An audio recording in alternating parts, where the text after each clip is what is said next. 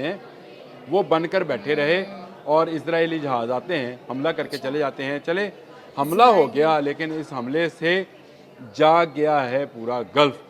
और गल्फ इससे पहले ही जाग रहा था। Hey guys, welcome back to our channel. तो हम आ गए वापस बिल्कुल एक न्यू वीडियो के साथ। तो आज हम जिस वीडियो पे रिएक्ट करने जा रहे हैं वो है JF-17 and J-10C roar in Qatar skies. तो यार ये लिटरली पाकिस्तानियों के लिए बहुत ही प्राउड मोमेंट है, क्योंकि हम लोगों को पता है कि जो J-10 है और J-17 है वो पाकिस्तान का एक एयरक्राफ्ट है, और JF-17 की तो हमने इतनी वीडियोज देख रखी है और हम लोगों को पता भी है कि जब वो उड़ता है तो मतलब ऐसा हो जाता है उसको देखकर कि वाह यार कितना पावरफुल है, क्राफ्ट है। बाकी देखते हैं कि वीडियो कैसे होने वाली है। सो फिर आप भी देखिए, हम भी देखते हैं। Let's start. बिस्मिल्लाहिर्रहमानिर्रहीम। बोलते कालम के साथ मैं आमिर रजा खान। और ये बहुत बड़ी खबर है कि पूरा गल्फ अमेरिका के ख़िलाफ़ हो गया है। जी हाँ, आज एक इजलास है GCC का, यानी गल्फ कॉपरेशन का, जिसमें ये कहा गया है कि अगर गल्फ का दिफा करना है इसराइल के ख़िलाफ़ तो अमेरिका के चुंगल से निकलना होगा और किसको अपना मुहाफ़िज़ बनाना होगा।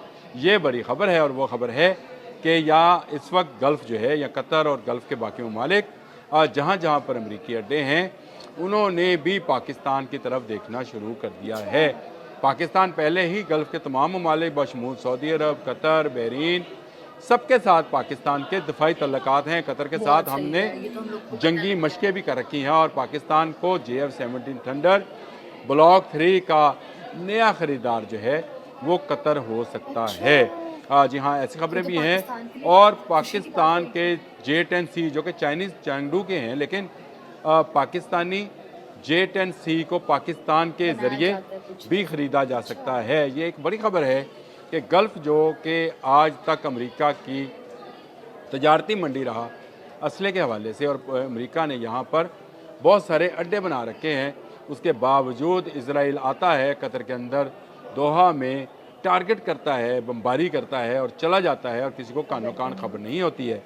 कतर में अल अदीद एयरबेस है जी, जो इस वक्त गल्फ़ में अमेरिका का सबसे बड़ा फ़ौजी अड्डा है। और ये इतना बड़ा फ़ौजी अड्डा है कि एक कतर के शहर जितना है, और इसमें किसी कतरी को जाने की भी इजाज़त नहीं है। 10,000 अमरीकी फ़ौजी जो हैं यहाँ पर तैनात हैं, जिनके पास अपने दिफा के लिए ऐसे ऐसे मिसाइल इंटरसेप्टर्स हैं जिन्होंने इसराइल पर आने वाले ईरान से जो मिसाइल थे उनको भी गिराया था। शानदार यार। और अपने एयर बेस की जो हिफाजत है उसको भी वो यकीनी बनाते हैं। इनके पास वहाँ पर जहाज़ भी हैं, पायलट्स भी हैं, तमाम क्रू मौजूद है, रडार्स भी मौजूद हैं। लेकिन ये तमाम रडार्स आँखों को बंद कर कर, मुँह को बंद करके, कानों को बंद करके, वो 3 बंदर जिनका मुँह, आँखें और नाक बंद, कान बंद होते हैं, वो बनकर बैठे रहे और इजरायली जहाज़ आते हैं, हमला करके चले जाते हैं। चले हमला हो गया, लेकिन इस हमले से जाग गया है पूरा गल्फ।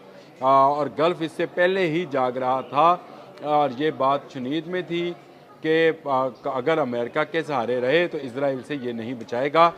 इसीलिए याद रखें 2021 और 2024 में कतर ने पाकिस्तान के साथ जो है वो ज़िलज़ाल के नाम से मशकें की थी। ज़िलज़ाल वो मशकें थी 2024 वाली, जिसमें पाकिस्तान के J-10C शरीक हुए थे।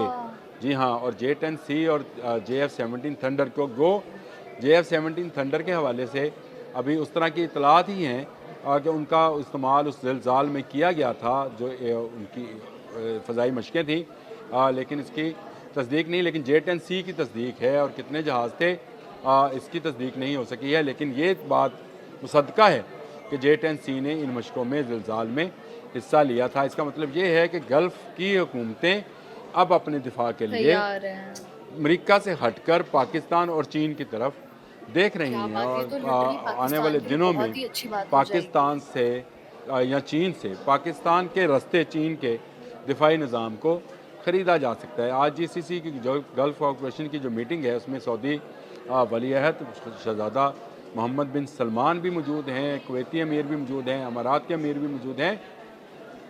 सब अरब सर जोड़ कर बैठ गए हैं, और बैठे भी क्यों ना कि 24 घंटों में 5 ममालिक पर इसराइल हमला करता है, बशमूल कतर के, जहाँ पर सबसे बड़ा गल्फ़ का अमरीकी फ़ौजी अड्डा मौजूद है।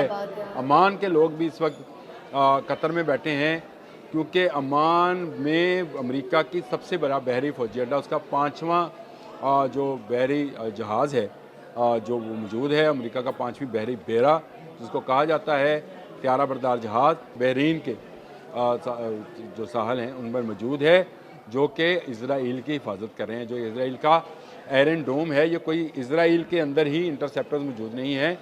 ये तमाम अमेरिकी फ़ौजी अड्डे वो जिस जिस मुल्क में भी हैं, वो इसराइल की हिफाजत कर रहे शानदार हैं, यार। इन ममालिक की हिफाजत नहीं कर रहे हैं। और ये शऊर जो है अब आना शुरू हो गया है।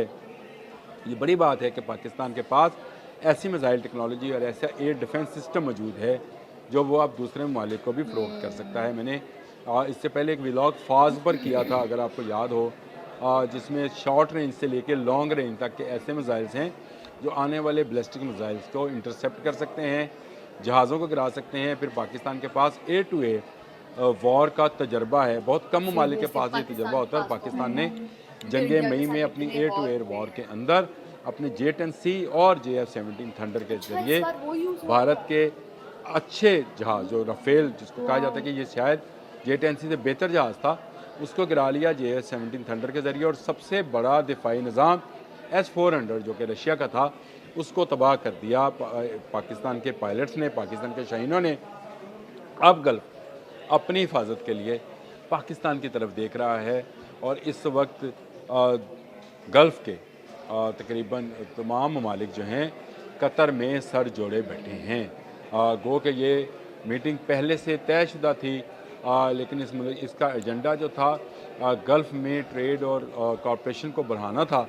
लेकिन अब ये मीटिंग जो है दफ़ाई नुक्ता नज़र से देखी जा रही है। गो अमेरिका का और इसराइल का गठजोड़ जो है, उसने जो हमला कतर में किया, उससे ये बात साबित हो गई कि अब गल्फ़ के ममालिक जो हैं अपने दिफा के लिए अफ्रीका से। अमेरिका से हटकर दूसरे ममालिक की तरफ देखेंगे। आपको पता है कि अच्छा, अमेरिका अपना अमेरिका सबसे इज़राइल को ज़्यादा सपोर्ट असला कर रहा है। इसी इलाके में बेचता है, और जिसके साथ असला बेचता है उसके साथ मुआहदा करता है कि वो इसराइल पर नहीं हमला करेगा। नहीं करेगा। चाहे वो मिस्र है, वो मिस्र अफ्रीका में है, लेकिन अरब कंट्री है, अरबी बोली जाती है वहाँ पे। चाहे वो मिस्र है, चाहे वो कतर है, चाहे सऊदी अरब है, चाहे बहरीन है, चाहे कोई भी मुल्क है, उसके साथ जो दफ़ाई मुआहदा है उसमें जो है वो हमेशा ये कहता है कि आप इसराइल पर हमला नहीं कर सकते। इसीलिए तमाम ममालिक आहिस्ता आहिस्ता पाकिस्तान और तुर्की की तरफ ट्रांसफ़र हो रहे हैं। ये बड़ी अहम बात है कि पाकिस्तान और तुर्की दो ऐसे ममालिक हैं जो दिफाई टेक्नोलॉजी रखते हैं। दोनों अपने अपने जंगी जहाज़ रखते हैं। कान प्रोजेक्ट है जो कि जिसमें पाकिस्तान भी शामिल है, तुर्की का, जो कि 5th जनरेशन जहाज़ है।